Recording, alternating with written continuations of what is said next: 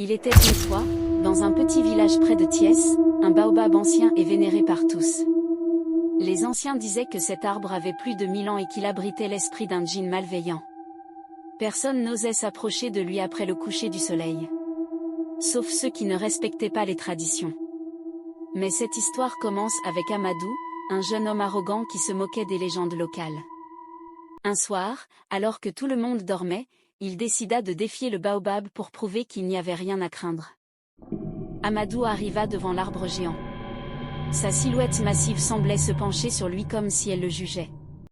Il ricana et tapa du pied contre le tronc en criant « Es-tu là, esprit maudit ? Montre-toi si tu existes vraiment !» Soudain, un silence glacial envahit l'air. La flamme de sa torche vacilla avant de s'éteindre complètement. Dans l'obscurité totale, Amadou sentit quelque chose frôler son épaule. Ce n'était pas du vent.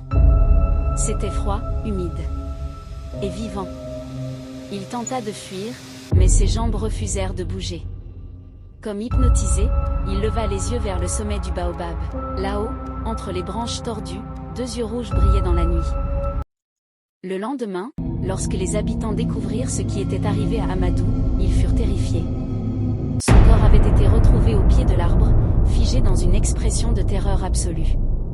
Mais ce n'était pas tout, son visage portait des marques étranges, comme des griffures invisibles, et ses mains étaient crispées autour d'un morceau de bois sculpté représentant un visage hideux. Les anciens expliquèrent que c'était une marque du djinn, une preuve qu'il avait invoqué la malédiction. Ils ajoutèrent que désormais, toute personne qui oserait défier le baobab subirait le même sort. Des années plus tard, un couple de touristes visita le village. Fascinés par le baobab légendaire, ils refusèrent d'écouter les mises en garde des villageois. Armés de leur téléphone, ils attendirent la nuit pour capturer des images du mystérieux arbre. Alors qu'ils prenaient des photos, leur appareil capta quelque chose d'étrange, une silhouette floue derrière le tronc. Intrigués, ils zoomèrent et virent distinctement un visage hideux, aux yeux rouges, qui semblait les fixer. Puis, sans prévenir, leurs téléphones s'éteignirent. Et lorsqu'ils levèrent les yeux, ils réalisèrent qu'ils n'étaient plus seuls. Personne ne vit jamais ce couple à nouveau. Certains disent que leurs cris ont été entendus pendant des jours, tandis que d'autres affirment qu'ils ont simplement disparu, absorbés par le baobab maudit. Aujourd'hui, les villageois continuent de prier pour apaiser l'esprit du djinn.